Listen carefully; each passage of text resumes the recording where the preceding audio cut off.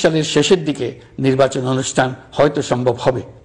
আপনি এক্সপেক্ট করতে পারেন যে ইলেকশন হচ্ছে 2026-এর জুনের 30 তারিখের মধ্যে। মাসখানেক আগেই আমি আপনাদের একটা প্রতিবেদনে বলেছিলাম যে বাংলাদেশে শান্তি তো আসবেই না, উল্টে গৃহযুদ্ধ লাগবে। ঠিক সেটাই হতে চলেছে। শান্তির নোবেল পুরস্কার জয়ীর আমলে বাংলাদেশের হাল যে শ্রীলঙ্কার চেয়েও খারাপ হবে সেটা এতদিনে নিশ্চয়ই আপনাদের কাছেও পরিষ্কার হয়ে গেছে। আর এখন কি হচ্ছে?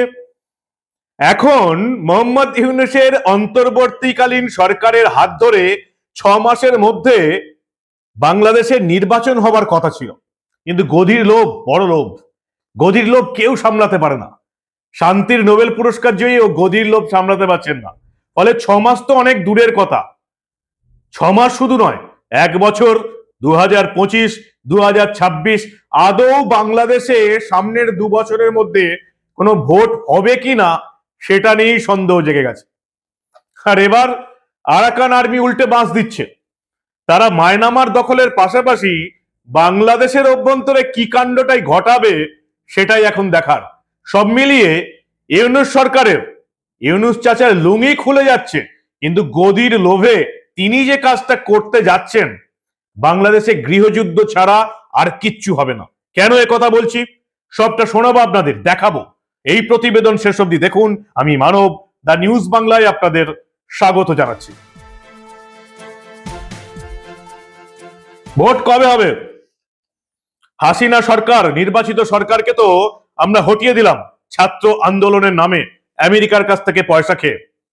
মোহাম্মদ ইউনূস আমেরিকায় গিয়ে স্বীকার করে নিয়েছেন আমেরিকার হাত রয়েছে। বাংলাদেশের সংবিধান বলছে অন্তর্বর্তীকালীন সরকারের আমলে 6 মাসের মধ্যে ভোট করাতে হবে। ভোট কবে হবে?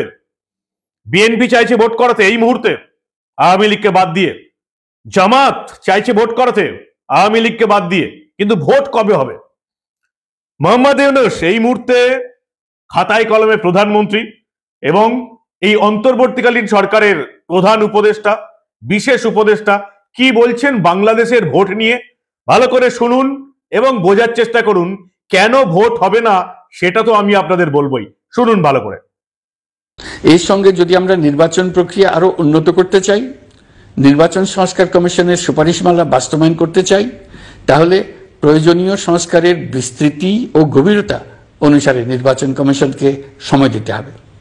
আমি সকল প্রধান সংস্কারগুলো সম্পন্ন করে নির্বাচন আয়োজন করার ব্যাপারে বরাবর আপনাদের কাছে আবেদন জানিয়ে এসেছি। তবে রাজনৈতিক ঐকমত্যের কারণে আমাদেরকে যদি, আবার বলছি, যদি অল্প কিছু সংস্কার করে ভোটার তালিকা নির্ভুলভাবে তৈরি করার ভিত্তিতে নির্বাচন সম্পন্ন করতে হয়, তাহলে 2025 সালের শেষের দিকে নির্বাচন অনুষ্ঠান হয়তো সম্ভব হবে।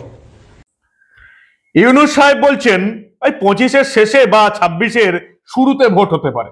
তার প্রেস সচিব শফিকুল আলম বলছেন ওই 26-এর জুনে ভোট হতে পারে। 6 মাসের মধ্যে ভোট করানোর কথা ছিল হাসিনা সরকারকে সরিয়ে। 2025-এও হবে না, 2026-এর জুনের মধ্যেও হবে কিনা সেটা সন্দেহ। ইউনূস মিয়ার বক্তব্য শুনলেন। এবার তার প্রেস সচিব শফিকুল আলমের বাংলাদেশের ভোটের ভবিষ্যৎ নিয়ে শুনুন কি বলছেন তিনি। আমার তো মনে হয় যে রোডম্যাপ খুব স্পষ্ট রোডম্যাপ দেওয়া হয়েছে, ঠিক না? যদি মানে কম রিফর্ম হয় সেক্ষেত্রে মানে আপনি দেখেছেন যে ডিসেম্বরের মধ্যে হতে পারে। উনি একটা আলোকপাত করেছেন। আর এক্সাক্ট ডেট কি এটা তো সত্যিকার অর্থে অনেক ক্ষেত্রে এটা ডিপেন্ড করবে রিফর্মের উপর, বাট উনি একটা মানে টাইম একটা দিয়ে দিয়েছেন। এর চেয়ে আর ক্লিয়ার রোডম্যাপ আর কি হতে পারে? আপনি এক্সপেক্ট করতে পারেন যে ইলেকশন হচ্ছে 2026-এর জুনের 30 তারিখের মধ্যে। এটা তো একটা স্পষ্ট তো রোডম্যাপ, ঠিক না? কেন ভোট হচ্ছে না ওখানেই তো মজার। বিএনপি এবং জামাত এটা এতদিন পরে এসে বুঝেছে যে ইউনূস মিয়া কেন ভোট করাচ্ছেন না। 1 নম্বর গদির লোভ, 2 নম্বর আমেরিকার হাত মাথায় রয়েছে। এখন অব্দি 20 জানুয়ারি 2025 ডোনাল্ড ট্রাম্প শপথ নেবেন। তিনি বাইডেনের আদেশ মানবেন কি মানবেন না সেটা তো পরের ব্যাপার। আমেরিকার হাত রয়েছে ইউনূস সাহেবকে বাংলাদেশের মসনদে বসানোর জন্য। তাই গদিলবি মোহাম্মদ ইউনূস ভোট করাবেন না। তিনি যুক্তি দিচ্ছেন যে অনেকগুলো সংস্কার করতে হবে, ভোটার তালিকায় সবার নাম তুলতে হবে, 15 বছরের ভোটার তালিকা সংশোধন করতে হবে, 100% কাছাকাছি ভোটদান নিশ্চিত করতে হবে। তার জন্য কত সময় লাগবে? ইউনূস মিয়া বলছেন 2 বছর। খেপে গেছে বিএনপি এবং জামাত, কারণ তারা তো ভোট চায়, আওয়ামী লীগ ছাড়া ভোট চায়। এই মুহূর্তে আওয়ামী লীগ সবচেয়ে বড় বিপদে আছে। শেখ হাসিনা ভারতবর্ষে পালিয়ে এসছেন, লুকিয়ে আছেন। এই মুহূর্তে ভোট হলে তবেই তো ক্ষমতাটা জামাতের হাতে যাবে, জামাত বিএনপির হাতে যাবে। ইউনূস মিয়া বলছেন ভোট করাবেন না। কেন ভোট করাবেন না ইউনূস মিয়া? যে সংস্কারের কথা বলছেন সেটা একটা বাচ্চা ছেলেও জানে, যে এই ভোটার তালিকার সংস্কার, সবাইকে ভোট দিতে হবে, এই সংস্কার করতে 2 বছর লাগে না, 2 মাস লাগে। কেন ভোট করাবেন না? ইউনূস সাহেব নতুন পরিকল্পনা করেছেন। তিনি যে দেখছেন অস্থায়ীভাবে যে বাংলাদেশের গদিটা পেলাম, সেটাতেই যদি স্থায়ী হয়ে বসে পড়তে পারি তাহলে কেমন হয়। আমেরিকাকে তো সেন্ট মার্টিন দ্বীপ বা নিজের দেশে ব্যবসা করার একচ্ছত্র আধিপত্য দিলেই বাইডেনের মতন ট্রাম্পও যে বাংলাদেশের এই সরকারের সাপোর্টে আসবেন না তার কোনো গ্যারান্টি নেই। আমেরিকা তো নিজস্ব কোনো নীতি আদর্শ নেই, দেশের ফায়দা হলেই ট্রাম্প সাহেব ও বাইডেনের রাস্তাতেই হাঁটবেন, এটাও জানেন ইউনূস মিয়া। তাই তিনি কি করতে চাইছেন? তিনি এই বৈষম্য বিরোধী ছাত্রদের নিয়ে একটা নাগরিক দল করতে চাইছেন, যাদের পেছনে বাংলাদেশের মানুষ ছিল, যারা এই ছাত্র আন্দোলন, কোটা বিরোধী আন্দোলন করে শেখ হাসিনার সরকারকে ফেলে দিল, তাদের নিয়ে একটা দল করতে চাইছেন। এবং তিনি চাইছেন এই দল যতদিন না নিজেদের গুছিয়ে নিতে পারছে, 2 বছর এই দলটাকে গড়ে উঠতে সময় দিতে হবে। 2 বছর পর এই নাগরিক সমাজ, নাগরিক দল, বৈষম্য বিরোধী ছাত্রদের নিয়ে ইউনূস মিয়া যার মাথায় থাকবেন, তাদেরকে নিয়ে যখন এই দলটা ভোটের ময়দানে দাঁড়াবার মতন প্রস্তুতি সবটা নিয়ে নেবে, তখন তিনি ভোট করাবেন 26-এর শেষে, জুন, জুলাই, আগস্ট। কি অসাধারণ পরিকল্পনা! লঙ্কায় যেই যায় সেই রাবণ। শুধু আমাদের রাজ্যের ক্ষেত্রে নয়, পাশের বাংলাদেশেও একই কাণ্ড। ইউনূস মিয়া গদি ছাড়তে চাইছেন না, খেপে যাচ্ছে জামাত বিএনপি, দুটো দলই খেপে গেছে এখন ইউনূস মিয়ার উপর। বাংলাদেশে কবে আবার 4র্থ স্বাধীনতার যুদ্ধ শুরু হবে সেটাই এখন দেখার। আর অন্যদিকে আরো একটা সমস্যা এসে যাচ্ছে বাংলাদেশের ঘাড়ে, রোহিঙ্গা সমস্যা। এমনিতেই কত লাখ রোহিঙ্গা মায়ানমার থেকে বাংলাদেশে ঢুকেছে জানেন? 13 লক্ষ রোহিঙ্গা এই মুহূর্তে অফিসিয়ালি বাংলাদেশে ঢুকেছে মায়ানমার থেকে। আমি বলছি না, বাংলাদেশের অফিসিয়াল রিপোর্ট শুনুন। আমাদের মূল বিষয় কি সেটা তো আপনারা সবাই জানেন। আমাদের মূল বিষয় হচ্ছে যে 13 লক্ষ রোহিঙ্গা বাংলাদেশে আছে, আশ্রয় নিয়েছে, তাদেরকে নিরাপত্তার সাথে এবং অধিকারের সাথে ফেরত নিতে হবে। যে কোনো যখন যে একটা সেটেলমেন্ট হবে মিয়ানমারে, আজকে আমি ফেরত পাঠাতে পারবো না, এটা তো আপনারা সবাই বোঝেন। ওখানে একটা যুদ্ধ চলছে সত্যিকার অর্থে। কিন্তু যখন সেটেল ডাউন করবে সবকিছু, তখন আমাদের এই একটাই লক্ষ্য, এই লক্ষ্যেই আমরা কাজ করতে থাকবো।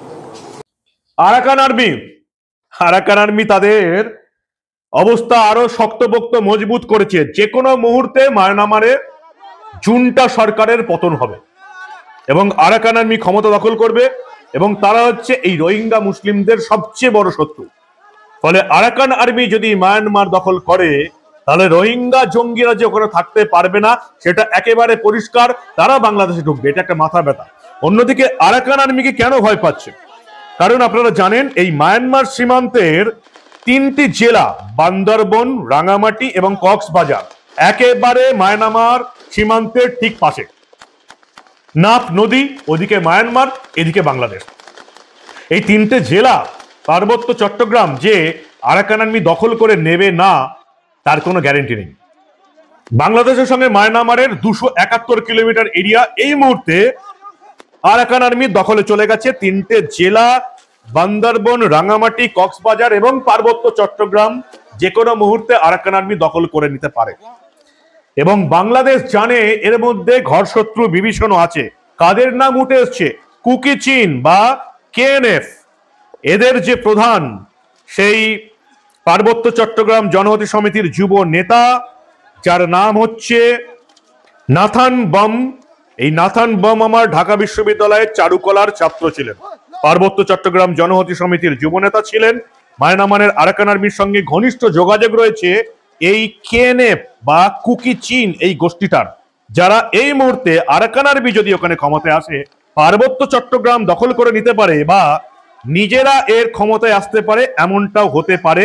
আরাকান আর্মির হাতে এই মুহূর্তে 38,000 সেনা রয়েছে। নাথান বাম, যে হচ্ছে এই কেএনএফ এর বা কুকি চীনের নায়ক, তারা আছে আবার এই সীমান্তে একেবারে বাংলাদেশের মধ্যে 3 পার্বত্য জেলায় তারা শক্ত ঘাঁটি করে নিয়েছে, এমনটাই খবর। এবং সবচেয়ে যেটা বড় কথা, যে এই আরাকান আর্মি যে মায়ানমারে দখল করে নিচ্ছে, বাংলাদেশে ঢুকে পড়বে, সেন্ট মার্টিন দ্বীপের দিকে নজর দিচ্ছে, তার মধ্যে কিন্তু ধর্ম আছে।